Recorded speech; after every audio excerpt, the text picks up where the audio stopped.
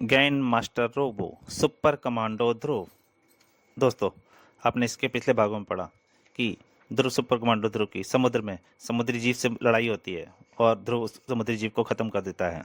इधर आईजी राजन और रजनी को पता लगता है कि नताशा गायब हो गई है, तो वो उसको ढूंढने के लिए चल पड़ते हैं। परंतु तभी आईजी राजन को मैसेज आता है कि एक समुद्री दैत्य, वो एक अग्निमुख नाम का दैत्य उस सब जगह पे उत्पात मचा रहा है, तो वो उसको रोकने के लिए चल पड़ते हैं। और अग्निमुख की लड़ाई के दौरान वह घायल हो जाते हैं और अग्निमुख जब उन्हें मारने ही वाला होता है तभी ध्रुव वहां पहुंच जाता है और ध्रुव की अग्निमुख से लड़ाई शुरू हो जाती है। इधर पीटर करीम करीम और रेनू जब जा रहे होते हैं तो उन्हें श्वेता रास्ते में मिल जाती है और उसको लेकर चल पड़ते हैं। अब उसके आगे दोस्तों, यहाँ तक की कहानी आप ग्रैंड मास्टर रोबो के पिछले भागों में पढ़ चुके हैं। अगर आप इस कहानी का पूरा आनंद उठाना चाहते हैं तो कृपया पिछले भाग जरूर पढ़ें। अब उसके आगे जारी करता हूँ। बस बस अब चुप हो जाओ। हम सबसे पहले तुमको लेकर स्कूल चलते हैं और उन्हें इन्फॉर्म करके हम लोग सीधे चलेंगे। Okay okay. इधर श्वेता सोच रही थी, मैं भी पहले मम्मी पापा को चिंता दूर कर दूं और उसके बाद फिर अग्निमुख की खोज में निकलूंगी। बेचारी मम्मी का तो बुरा हाल हो गया होगा क्योंकि ड्राइवर को अब तक पता लग गया होगा कि मैं उनके साथ नहीं हूँ और फिर उसने घर में फोन जरूर किया होगा। श्वेता अभी तरह ये सोच ही रही थी, लेकिन श्वेता को अगर ध्रुव के बारे में पता होता तो वह ऐसी गलती कभी नहीं करती, क्योंकि ध्रुव को इस समय मदद की सख्त जरूरत थी। ओह, अगर इसको रोकने का जल्दी ही कोई उपाय न किया तो मैं ज्यादा देर तक बच नहीं पाऊंगा। अगर मैं किसी तरह से इसके मुंह के अंदर धमाका कर पाता तो काम हो जाता। ध्रुव की मौत का तमाशा देखने के लिए ग्रैंड मास्टर रोबो का किलर स्क्वाड भी अब तक घटनास्थल पर आ चुका था। आज अपने सितारे बुलंद हैं समद। हम तो सिर्फ मिश्ती को खत्म करने आए थे, लेकिन यहाँ पर तो हमारे दो जानी दुश्मन एक साथ मौजूद हैं, मिस्त्री उर्फ अग्निमुख और सुपर कमांडो ध्रुव। जल्दी से हैंड ग्रेनेड निकालो। एक शक्तिशाली हथगोला एक साथ दो जाने लेने के लिए हवा में उछला। ये चला हम दोनों उन दोनों की मौत का फरमान। उसने हैंड ग्रेनेड निकाल के फेंक दिया था और ध्रुव की नजर जब तक गोले पर पड़ती तब तक गोला और ध्रुव के बीच की दूरी कुछ फीट की रह गई थी। बचने का कोई रास्ता नहीं था। रास्ता था तो सिर्फ सामना करने का। अब ये नई मुसीबत कहाँ से आ गई? लेकिन यह मुसीबत भेजने वाले को नहीं जानते कि इस वक्त यह हथगोला मेरे लिए मौत नहीं बल्कि वरदान है, क्योंकि अभी यह हथगोला अग्निमुख को उसी तरह से खत्म कर देगा जैसे उस समुद्री जीव को ऑक्सीजन टैंक ने खत्म कर दिया था। बिल्ली की सी फुर्ती से ध्रुव ने हथगोले को अग्निमुख के मुंह की तरफ फेंक दिया, लेकिन अग्निमुख सिर की धज्जियां उड़ा देने के लिए आगे बढ़ता गोला हवा में ही रुक गया। उसे किसी किरण ने रोक दिया था। ध्रुव इस आश्चर्य का कारण जानने के लिए घूमा और उसकी आंखें फैलती चली गईं।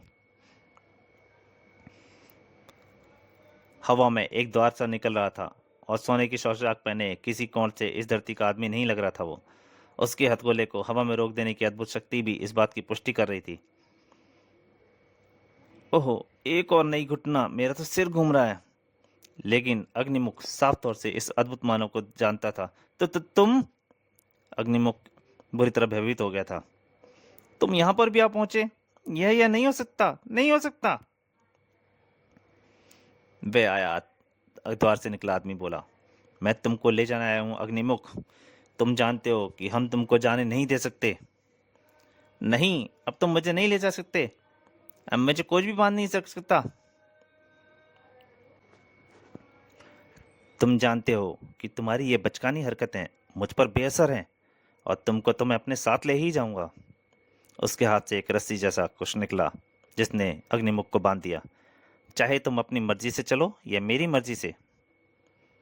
उधर ग्रैंड मास्टर ग्रोबो के आदमी सोच रहे थे, ये क्या हो रहा है कार्लो? ये आदमी तो नौटंकी से भागा हुआ लगता है। कुछ भी हो, आदमी खतरनाक लगता है और ये हमारा काम खुद ही कर रहा है। अभी चुपचाप देखते रहो, अगर कोई गड़बड़ हुई तब हम अपनी ताकत दिखाएंगे, समझे? उधर ये बात कर रहे थे और उधर अग्निमुख बौखलाकर पूरी ताकत से वार करने की कोशिश कर रहा था। अपनी शक्ति व्यर्थ मत करो। तुम्हारी ऊर्जा मेरे स्वर्णपाश के आगे नहीं बढ़ सकती अग्निमुख। अग्निमुख चाह कर भी उस स्वर्णपाश को नहीं तोड़ पा रहा था। अब तुम शांतिपूर्वक मेरे साथ चलो, इधर ध्रुव सोच रहा था। समझ में नहीं आ रहा है कि ये स्वर्ण मानव दोस्त है या दुश्मन, पर इतना तो साफ है कि अग्निमुख को साथ ले जाना चाहता है और मैं इसकी इजाजत नहीं दे सकता।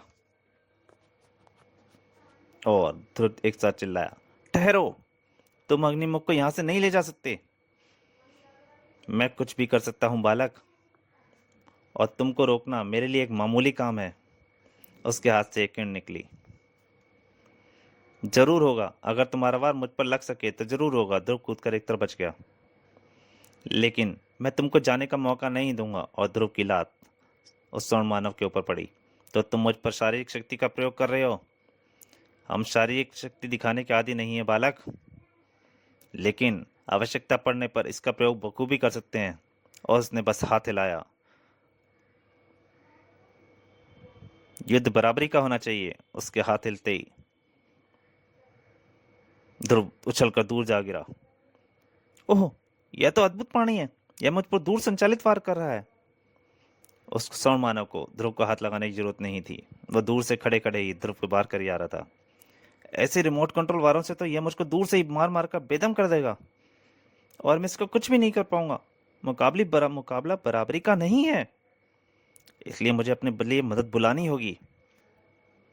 और ध्रुव के मुंह से आवाज निकली, ची ची ची ची। अगले ही पल आकाश में उड़ रही चिड़ियों का एक झुंड तेजी से नीचे उतरा। अचानक हुए हमले से स्वर्ण मानव संभाल नहीं पाया और उसके हाथ से स्वर्ण पाश छूट गया। उसके हाथ से स्वर्ण पाश का दूसरा हिस्सा जैसे ही नीचे गिरा, उसे ध्रुव ने लपक कर उठा लिया। अब इससे पहले कि ये संभले, मुझे इसको काबू में कर लेना है। इस मानव को पकड़ने के लिए हमारे हथियार शायद बेकार साबित हों, लेकिन इसको इसके अपने ही हथियार से तो पकड़ा ही जा सकता है ना। और इससे पहले कि स्वर्ण मानव कुछ कर पाता, वह अपने ही सुनहरी बंधन की बद्ध रस्सी में बंध चुका था। ओह! लेकिन कुछ लोगों को यह बात पसंद नहीं आई। बाजी पलट रही है समझ। ध्रुव ने इन दोनों को कैदी बना लिया है, यानी अब हमको बीच में टांग अड़ानी ही पड़ेगी। उधर वो स्वर्ण मानव ध्रुव से कह रहा था, तुम बहुत बुद्धिमान और बलवान हो बालक। आज मैं पहली बार किसी के हाथों परास्त हुआ हूँ। तारीफ करना छोड़ो और मुझे अपने बारे में। ध्रुव अभी इतना ही कह पाया था, बीच में गोलियों की बारिश हो गई। गोलियों की तेज बौछार ने ध्रुव को दूर हट जाने पर मजबूर कर दिया। ये वही लोग होंगे जिन्होंने हथगोला फेंका था। वे लोग उस गली से इधर की गोलियां चला रहे हैं और इन गोलियों की बौछार में उस तक नहीं पहुंच सकता।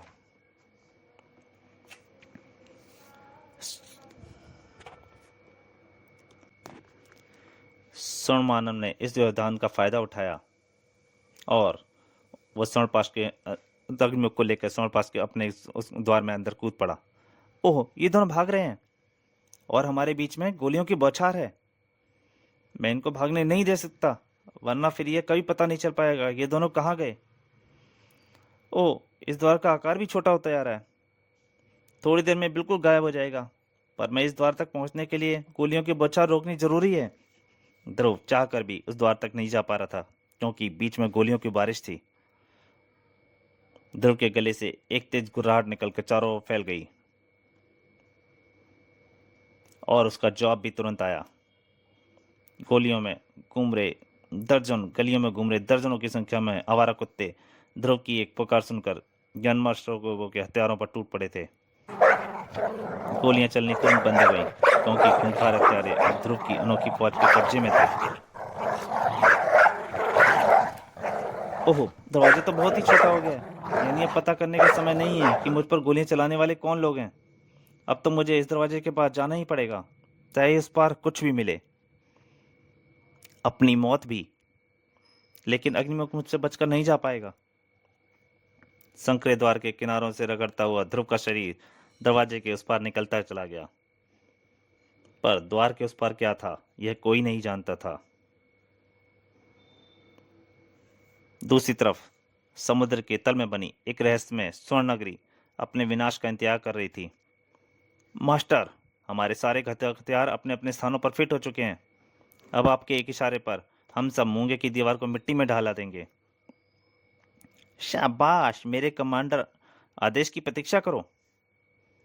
और राजनगर में, श्वेता मेरी बच्ची, तू कहाँ रह गई थी? भगवान का लाख लाख शुक्र है तू सही सलामत लौट आई। चलो रेणु, अपना यहाँ का काम तो खत्म हुआ, अब हमको अग्निमुख की तलाश में फिर। अरे तभी करीम का सिग्नल बज उठा, पिंग पिंग पिंग पिंग। मेरे पॉकेट पॉइंट्स में पर इमरजेंसी सिग्नल कहाँ से आ रहे हैं? यह तो चंडिका के सिग्नल हैं। श्वेता चौंक उठी, चंडिका के? पर मेरा ट्रांसमीटर तो मेरी बेल्ट पर। ओ नो, अब याद आ रहा है, जब मैंने पोशाक बदली थी तो बेल्ट पर से ट्रांसमीटर गायब था। हमको इस सिग्नल के सहारे तुरंत चंडिका तक पहुंचना होगा, शायद उसने अग्निमुख को ढूंढ निकाला है। उधर रजनी बोली, हम भी चलते हैं, आओ श्वेता। नहीं मम्मी, अब मैं स्कूल आ ही गई हूँ तो थोड़ा झूला झूल कर वापस जाऊंगी। तुम जाओ और फिर कार को वापस भेज देना। अभी अभी एक्सीडेंट से बचकर आई है और अभी तुझको खेल सूझ रहा है। जो मर्जी आए कर कर, लेकिन मुझे इधर उधर मत जाना कहीं पे। उधर श्वेता सोच रही थी, अब मुझे यह पता करना है कि वह कौन चोर है जो मेरा ट्रांसमीटर चुरा कर ले गया। मगर बेवकूफ से बटन दबा जा और सिग्नल आने लगे, अब मुझे ही उसका सिग्नल जाकर बंद करना पड़ेगा। तो दोस्तों, गेम मास्टर रोबा का ये भाग यहीं तक। ध्रुव उस स्वर्ण मानव और अग्निमुख के पीछे उस द्वार में प्रवेश तो कर गया था, परंतु उस द्वार के पीछे क्या था? ध्रुव कहाँ पहुंच गया था? उधर चंडिका का ट्रांसमीटर किसने ले लिया था? क्या चंडिका उस ट्रांसमीटर वाले का पता लगा पाएगी? क्या ध्रुव अपने आप को बचा पाएगा और उस स्वर्ण मानव और उस आदमी को पकड़, अग्निमुख को पकड़ पाएगा? ये सब जानने के लिए इंतजार कीजिए ग्रैंड मास्टर रोबो के अगले अंक का। तब तक के लिए नमस्कार।